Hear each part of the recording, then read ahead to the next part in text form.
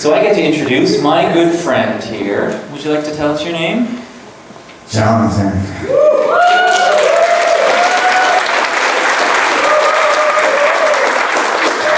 Jonathan MacEachern. And Jonathan, you're a local boy. You're from just up the road. Where did you grow up? Mabu. Some people call it God's country. And you grew up there with your family. We all know Josie, who's been running around organizing this big event for all of us. But who else did you grow up with in your family? There's your mom and Ian and Andrew. Ian and Andrew, your brothers, and one more. Uh-oh. Who's Josie married to? John. Josie and John and Ian and Andrew. And besides that, you had grandparents and... Grandparents. One more grandparent. Can't be. Yeah. And uncles and aunts and cousins. Cousin uncles. Everybody from Mabu has lots of those, don't you? Oh, yeah. So you had a happy home. You had lots of people around who loved you, and you felt really safe growing up. Yeah. But then when you got a little bit older and you started going to school, going out and seeing more people, different people that you didn't know, did that feel a little bit different? It's really different. Different, yeah. How did you feel when you started school and you were with all kinds of different people? It was really hard. It was really hard, yeah. What was hard about it, do you think? I guess leave the school, yes. You said you were kind of nervous, weren't you? Anxious was probably, I guess. Yeah. And the way that people could tell that you felt nervous or that you didn't feel so safe was that you weren't able to use your voice much, were you? No. And I think you had a very few close friends, maybe 4 or 5 friends that you were able to speak with. 4 friends on school. And you had your helper at school. What was her name? Mary Gillis. Judique. From Judique, eh? That's right. So you used to speak with her and just your few friends, but all the teachers in the school, even though you went there for many, many years, they never got to hear your voice. No. And all the many, many students who weren't just those few that you would speak to, they never got to hear your voice either, did they? No. And even your grandparents, who you loved very much. Oh, yeah. When you would go to visit them at their house, would you speak with them there? Not really. Not really, no. But then when you would get home, you could call them on the telephone and you could talk with them on the phone all you wanted, right? Yeah. But you felt too nervous to speak when you were with them. Yeah. Yeah.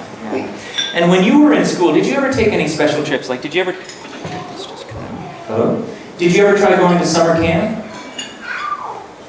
Yeah. And how did that go, Jonathan? Not really well. I think you tried it a few different times. You went off to camp, your mom and dad dropped you off, and you stayed for maybe one night, but then... Andrew had to call mom. Brother Andrew had to call mom, because you could speak to Andrew, so you got Andrew to call your mom, or to tell the counselors you needed to call. And then you called mom and dad and told them to come and pick you up. Why did they have to pick you up? Take me home. Take you home. Yeah. So it's hard to be away from that home. So that was the way it went. You felt really safe with your mom and with your family. But everywhere else you felt pretty anxious. Yeah. So school went on and your brother Andrew finished school and went off and got a job. Oh, yeah. Yeah. And Ian finished school and moved away and he even got married, didn't he? Get married. Mm-hmm. And when you were getting to the end of school, I think you even had a chance to go to school a little bit longer. You could have gone for another year, eh? Oh, yeah. Yeah, but what did you decide? I said, no. You weren't happy there and you wanted to come home, right? Oh, yeah, go home. Yeah. So around that time, you were home a lot, weren't you? Yeah. Yeah, and you didn't go out very much. You even, you stopped going to church, and I know lots of people when they get to the end of high school probably stop going to church, but it wasn't because you didn't like church. Why did you stop going to church? It's really packed. It was really packed. And how did you feel about the crowds? Too many crowds in church, I guess. Yeah, really nervous around the crowds, eh? Oh, yeah. Yeah. So around that time, your mom had to get a new job so that she could be closer to home to be around to take care of you, eh? Yeah. L'Arche. She started working for L'Arche, didn't she? Yeah. And so that became the start of something new in all of your lives, didn't it? Oh, yes. Yes. Because you used to come with your mom to work sometimes? Yeah, work. So you would visit at L'Arche and you started getting to know some of the people there? Some people. Yeah. And sometimes you'd come for an overnight visit or a weekend or that sort of thing? Sleeping over. And pretty soon you and your mom and your dad were talking about maybe this would be a nice place for you to try living.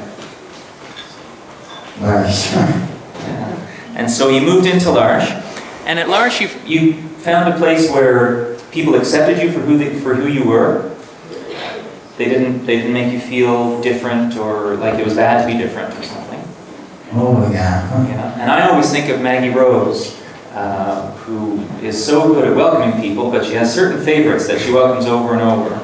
And for years after you moved to L'Arche, every time we would get together as a community, when we would ask, is there anybody new that we should welcome, Maggie would always say, Welcome, Jonathan. welcome, Jonathan. We'd all have to clap, just like we did the week before and the week before that, to say, welcome to Jonathan. But she was just really excited to be around you, wasn't she? Oh, yeah.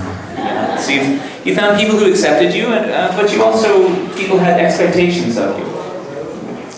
Like, for instance, you got a job, right? Got a job. L'Arche. Yeah, and what was one of the places that you worked? Drugstore. The art store, yeah? And there you had a tough old boss, didn't you? Who's that now? Cindy Johnson. Cindy Johnson. And one of the stories I heard about Cindy was that when you first started working there, it was really important to you to be comfortable with what you were wearing. That you liked wearing really comfortable clothes. Comfortable clothes are nice, but sometimes they're not the clothes that look the nicest.